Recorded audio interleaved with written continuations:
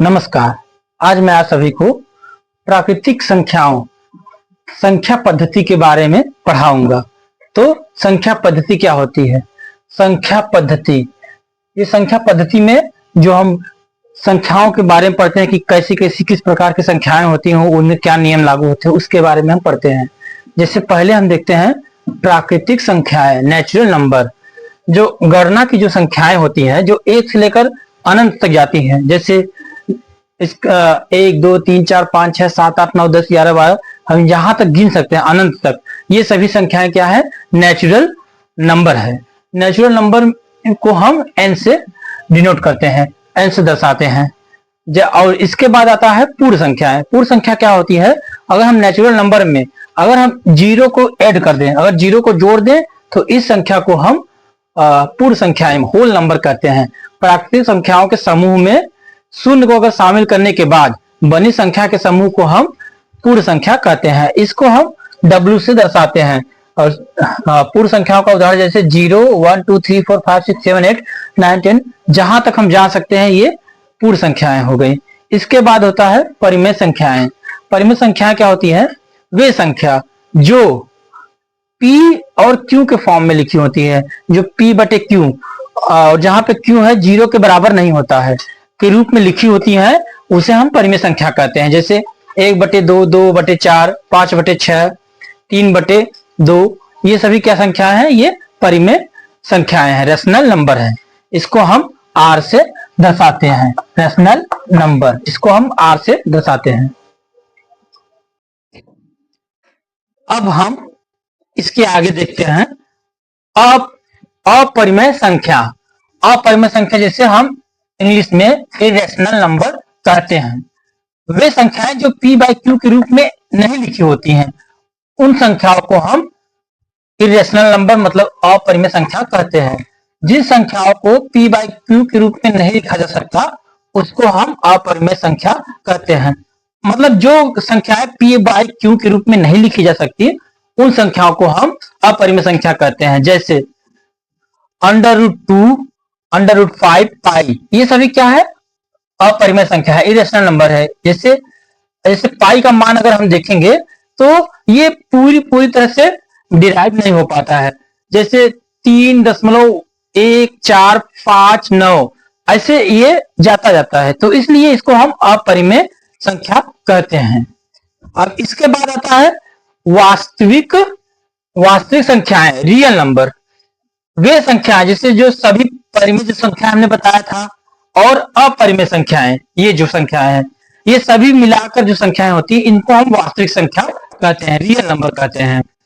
परिमेय संख्या और अपरिमेय संख्या, इन दोनों को मिलाकर जो संख्याएं होती हैं, उन सबको हम रियल नंबर कहते हैं। जैसे 307।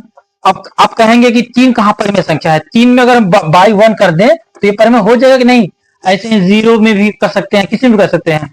तो ये है वास्तविक संख्याएं। पाई √3 -1 और √7, ये सभी क्या है? वास्तविक नंबर है, जिसको कहते हैं रियल नंबर कहते हैं। इसके बाद आता है पूर्णांक। हमने इससे आपको पहले बताया था कि पूर्ण संख्या है, जो 0 से लेकर जो नेचुरल नंबर होती है, ये सभी को हम कहते हैं पूर्ण संख्या। 0 1 2 3 4 5 पूर्ण संख्या। तो अगर इसमें हम माइनस वाले को भी जोड़ दें, जैसे ऋण वाले पूर्णांक को भी जोड़ दें, जैसे यहाँ तक तो हम पूर्णांक कहते हैं, पूर्ण संख्या कहते हैं। इसके बाद हम माइनस वाले को भी अगर जोड़ दें, तो इसको हम पूर्णांक संख्याएं कहते हैं। इस संख्याओं को हम पूर्णांक संख्या कहते हैं। पूर्णांक संख्या जैसे इसको इंग्लिश में कहते हैं इंटीजर्स नंबर। ऋण पूर्णांक और शून्य व धन पूर्णांक के समूह को पूर्णांक संख्याएं कहते हैं।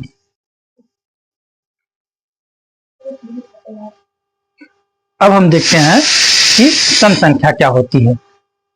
सम संख्याएं वे संख्याएं जो 2 से पूर्ण तक विभाजित हो जाती है, उनसे सम संख्या कहते हैं। अर्थात सम संख्या उसे कहते हैं जो संख्याएं 2 से पूरी तरह से विभाजित हो जाती हैं। जैसे 2 4 6 8 10, ये सभी क्या है? सम संख्याएं हैं। सम संख्याएं जैसे अगर हम 4 को देखेंगे, 4/2 करेंगे तो 2 से कट जाएगा, 2 दूना 4।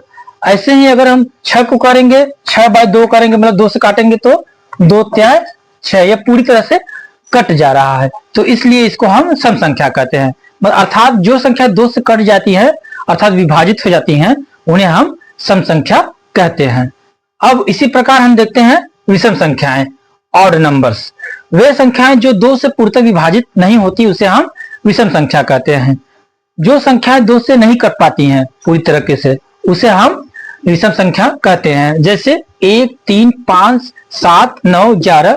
जैसे अगर हम 5 को विभाजित करना चाहें 2 से तो ये कटेगा नहीं कटेगा, क्योंकि 2 दूना 4 पर 1 बच जाता है, तो मतलब ये पूरी तरह से विभाजित नहीं होता, इसमें शेषफल जरूर शेष हो जाता है, तो इसलिए हम इसे विषम संख्या कहते हैं।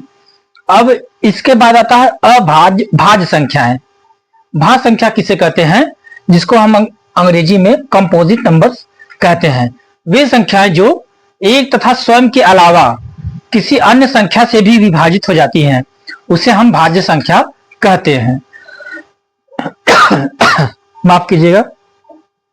दूसरा, जैसे उदाहरण अगर हम देखें 4 क्या है? ये भाज्य संख्या है, क्योंकि यह 1 से भी कट जाएगा। अगर हम 1 से काटेंगे तो 1 चौका 4, ये 1 से भी कट जाएगा।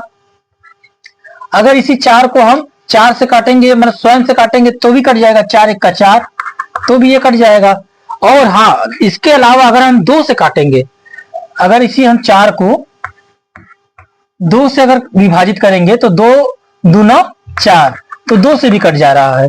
अर्थात वे संख्या जो 1 से भी कट जाती हो और खुद से भी कट जाती हो, स्वयं से भी, और किसी और संख्या से भी कट जाती हैं, तो उन संख्या को हम भाज्य संख्या कहते हैं, कंपोजिट नंबर कहते हैं। इसी प्रकार अभाज्य संख्या किसे कहते हैं? Prime numbers. वे संख्याएं जो एक और स्वयं के अलावा और किसी और से ना कटे, उन संख्याओं को हम अभाज्य संख्या कहते हैं। जैसे 2 क्या है? 1 से कटता है और 2 से कटता है, इसके अलावा और किसी संख्या से हम इसको विभाजित नहीं कर सकते हैं। और जैसे 3 हो गया, 3 भी 1 से कटेगा और स्वयं से 3 से कटेगा। 5 भी हो गया। ये सभी क्या है? अभाज्य संख्याएं हैं, जिसको इंग्लिश में प्राइम नंबर कहते हैं।